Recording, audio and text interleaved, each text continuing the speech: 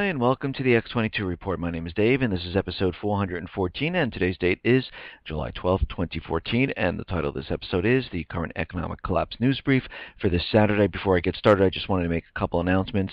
A fan from Dabu7's channel emailed me letting me know that there's a clone of the X22 Report, and they are making comments on different YouTube channels and on the X22 Report channel.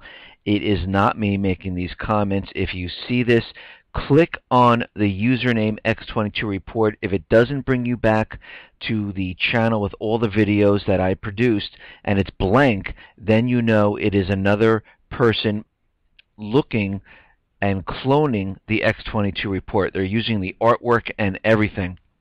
Dabu7 has said someone is going around that looks just like him making comments on different sites. So again, you can see right now I posted a comment on the Friday's video with the link, and already they still have the artwork.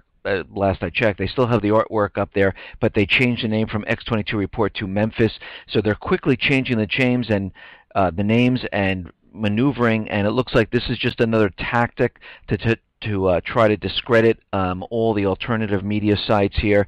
Of course, they tried to take down many of our sites, and they're continually trying because I guess they just don't like what we're saying here. Let's get into the economic collapse news, and what we are seeing here is the economy is completely collapsing right in front of our eyes. A Gallup survey was taken, and most of the people out there barely can make ends meet, and we can see by the survey that most of the people are spending on things they actually really need instead of purchasing electronics and other goods. And we look at this: groceries, 59% spent more, 10% spent less on groceries. Gasoline, 58% spent more, 12% spent less. And we go down, of course, there's toiletry, there's health care, and these are the things that people really need. Things that they don't need, or they're saying, you know what, maybe at this time I really don't have to do this, I can put it off. Retirement savings, 17% spent less. Leisure activities, 31% spent less. Clothing, 30% spent less. Electronics, 31% spent less. Travel, 38% spent less. So we can see right now that most of the people right now are using their funds to purchase the things they absolutely need. And this is why we're seeing a complete implosion of the retail market. And a lot of the companies, like I've been mentioning, have coming forth saying, you know what, it can't be the weather right now because we went through the spring, we went into the summer, and guess what, our sales are still declining. And we have to recognize that a lot of retail stores have been closing. They're going out of business. And everyone's saying, well, it's because of online. No, just like Gap reported, online sales, brick and mortar sales, they are all down. They are not improving. So all of this talk about online is taking away from brick and mortar, not true whatsoever. And we can see that even during the winter months, if this was actually true, online sales would have been skyrocketing. People just sitting in their house staring at the snow saying, I don't want to go out in this cold weather, so I'm just going to purchase like there's no tomorrow online. And guess what? This did not happen whatsoever. Now, the governor out in Nebraska, Governor Dave Heineman, he's blasted federal officials Friday for refusing to give him details about the 200 undocumented children who have been placed in Nebraska. And U.S. Senator Mike Johannes confirmed their placement there. The governor said that he had no idea what was going on until the past 24 to 48 hours. Although he said we had some suspicion, he said it was outrageous that the federal officials are declining to give him information about the kids' whereabouts. And this is just amazing. The most transparent administration is keeping everyone in the dark because they really don't want anyone to realize where all these children are going, that they have certain illnesses, that they're being used to push certain agendas forward, like the immigration bill, like to put these children on Obamacare, like to bring up their grandparents, their parents, give them work permits. And yesterday I mentioned about this deal in Central America where they want to give aid down there, but attached to this aid is the Monsanto GMO seeds, and Central America does not want these seeds because they're afraid it's going to completely destroy their agriculture down there. And right now we can see maybe this is some type of trade, and the Obama administration is saying, hey, listen, we'll take some children up here if you take these seeds because Monsanto pays us a lot of money and they back our campaigns, and we have to do what they say. And we can see they're pushing this, and everyone is confused of where all these children are headed off to. Most of the towns, they're not even being warned. They're not being told anything, but they do have plenty of guards to guard all of these children. Let's take these guards, bring them down to the borders, and let's protect the borders. Now, that beast train that brings the children up from Central America through Mexico, of course, the Mexican government doesn't even stop the train, so they must have a deal with the United States government. The train kind of derailed, and it looks like it stranded about 1,300 children, and this was stuck in Mexico. Now, the armed militia, they are setting up a command center in Texas to fight for national sovereignty.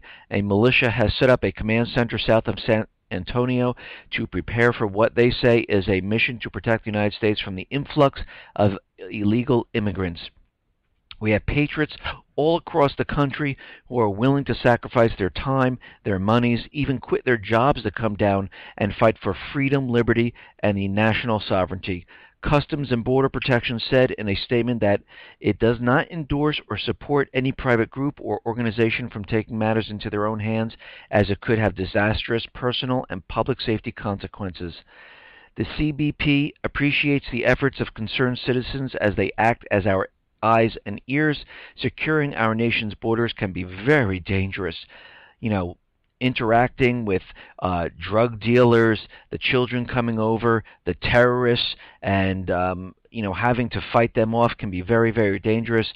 And the U.S. requires very highly trained people to do this. Well, if you don't step back from your job and you actually go to the borders and you protect them, then all these people wouldn't have to be here. But what we're seeing is that the border agents have been, I guess, instructed to step away and let all these people through. And this is why the people of America are saying, you know what, we need to do something. But we have to be very careful because there could be an agent provocateur in the group. This is the same, most of them are the same group that were at the Bundy Ranch now here.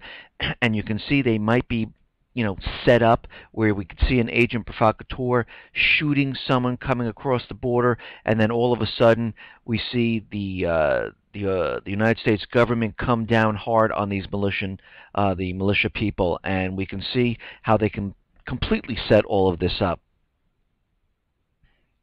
Now, Amnesty International is out there, and Amnesty International has urged the UN to urgently mandate an independent international investigation into Israel's airstrikes on Gaza as well as Palestine's indiscriminate shelling of Israel. Despite claims by Israel that its Operations Protective Edge, launched June 8th, targets Hamas militants, most of more than 100 Palestinians killed in airstrikes in Gaza are civilians. Now, I've seen the videos, I've seen the knock on the buildings, and I have to wonder what exactly they're doing here, because they're letting so-called the people be warned by phone calls, emails, a knock on top with an explosion to let them come out of the building, and then they destroy the building. What in the world is the purpose of this? Destroying all the structures unless they're trying to clear the land. And it seems like that's their intention at this point. But right now, Amnesty International, they're looking at this whole entire situation, and something just doesn't seem right. And they went on to say that unless the Israeli authorities can provide specific information to show how a home is being used to make an effective contribution to military actions, deliberately attacking civilian homes constitutes a war crime and also amounts to collective punishment against the family, said Amnesty Luther. So we can see right now the UN is saying they should have a ceasefire, and Amnesty International is out there saying we need to look into this, of what exactly is going on. And this is a situation where the Times of Israel is out there saying that other groups are taking responsibility for what happened to the 3 teens. So I think everyone should just stop right now, think about what's really going on, unless there's a different agenda going on here. Now, in Yemen, what we're seeing is that the tribesmen are attacking the oil pipelines right now, trying to shut them down. And you have to remember, the United States government central bankers are in each one of these Middle East countries, and they've removed the governments, set up a puppet government, and all these other people now are called Al-Qaeda. These are the tribes of the country trying to fight back and take back their country. And of course, they did this to prop up the dollar. They wanted each one of these countries selling the oil using the U.S. dollar, so the other countries around the world had to keep U.S. dollars in reserves. Because you have to remember, if all of these countries, the tribes, take back their country and kick out the private Western Central Bank, and they sell the oil not using the dollar, other countries don't have to keep the dollar in reserve, and then what we see is dollars heading back to the United States. When we see dollars heading back to the United States, that devalues the dollar. We see inflation, and this is what we're seeing right at this time, because what's happening, many countries are starting to remove dollars from reserves, ramp up in other currencies, and they're just protecting themselves because they see the dollar pretty much is imploding on itself. And tribesmen blew up Yemen's main oil pipeline, halting deliveries. The sabotage forced engineers to shut down about 200 miles worth of pipeline. Yemen is an oil producer, and a lot of their exports, about 90% of its foreign pay for its income inside the country here. And we can see that the United States central bankers use the drones in each one of these countries to push the people back. And they have to call them Al-Qaeda because Congress allows the Obama administration to fight Al-Qaeda terrorists with drone attacks. So this is why they need to call everyone Al-Qaeda. Now, it looks like in Ukraine, the fighting is just intensifying there. It has not stopped. A squad of Russian border security troops patrolling a Russian-Ukraine border in Rostov region came under fire from Ukraine. The border guards returned fire. So what happened here is Ukrainians fired over the border into Russia, and then Russia returned fire, and they stopped firing. So we can see provoke, provoke, provoke. They're trying to provoke and get Russia to invade Ukraine. They are trying everything they possibly can. Now, it seems like the former Al-Qaeda commander has come out, Nabil Nahim, the founder of the Islamic Democratic Jihad Party and former top Al-Qaeda commander. He is out there saying that Al-Qaeda, including ISIS, they all work for the CIA. Well, we pretty much knew this. We knew they're being backed by Israel. We know they're being backed by other Arab nations. We know they're being backed by the United States central bankers. And we know the CIA's in there training them because we know of the secret bases in Jordan that's doing all this. And Nahim said ISIS, now the Islamic State, is part of the neocon and Israel clean break plan to balkanize the Arab and Muslim Middle East. The conflict is designed to be an endless war that exhausts resources and its monies, and it exhausts Iran resources and its money like what they did during the days of Saddam in Iraq. And we can see that this is going to be pushed forward. They're trying to bring in every single region, Syria, Lebanon, Libya, and create major, major chaos. And of course, the United States government would love to get involved and start some type of war in this area, and this is exactly what they're going to do. And this is why we have every government official out there pushing the agenda of terrorism. And every single time something else happens, they continually push it. Right now, we see that Representative Peter King, he's out there and he is very concerned about the stolen radioactive material, and he's saying that even though Obama is downplaying that they really can't do anything with this radioactive material, he is out there saying, well, if you have radioactive material, you can case it in explosives and use this as a dirty type of nuke and spread radiation all over the place. It's amazing how he knows how to build one of these. So you can see they're continually pushing this, and they want this to come out here because they need the propaganda to flood the corporate media to convince every single American that the Islamic State is coming after the United States. And what's very interesting, and everyone's wondering, why isn't ISIS helping Hamas in the battle with Israel? And right now, the Islamic State has responded to critics who have questioned why its leader, Baghdadi, is not actively supporting Hamas in fighting Israel. He says, we have a couple of stages that we need to go through before we can actually hit Israel. We're building a firm base for an Islamic State in Iraq, using it as a springboard to wage war in Syria and Lebanon, and have already been achieved. But he said a number of other criteria still needed to be fulfilled before challenging Israel.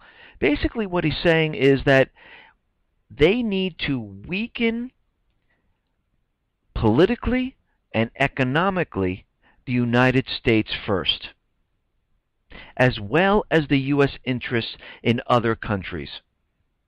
And then, once they do that, and once they get into Syria and remove Assad there, then they can head over to Israel. I don't know, just something doesn't seem right. So they want to go after the United States first. Of course, we need that event to cover up the economic collapse. Then they need to take over the greater Syria and remove Assad. And then they can go to Israel. Something just seems out of whack here. And we have to remember all of this is being pushed forward. The propaganda is that the Islamic State is going to come after the United States, and they want this to spread all over the place. So everyone does realize that when this false flag event occurs, we know exactly who to blame. We know exactly who to go after. And Baghdadi is the new bin Laden. This is what they're continually creating and making everyone believe this is who it is. And of course, who knows, he might be hiding in Syria when the event occurs, so the United States has to go into Syria, just like bin Laden was hiding in Afghanistan in these luxury caves with all these rooms where they had pictures. They knew all of that. They just couldn't find bin Laden, which is absolutely ridiculous, to get into Afghanistan, and that was a complete false flag. And they made everyone believe that he was the one who did the 9/11 hit, and we know it wasn't. The same thing is going to happen here. We're going to see cyber attacks. We're going to see pretty much everything, and we're going to see them say, okay, we need to go find this person. We believe he's hiding in Syria. Assad is harboring him or something like that, and you're going to see an all-out war occur because Russia is waiting on the other side, and we know all the players are always the same, and we can see what is definitely going on at this point.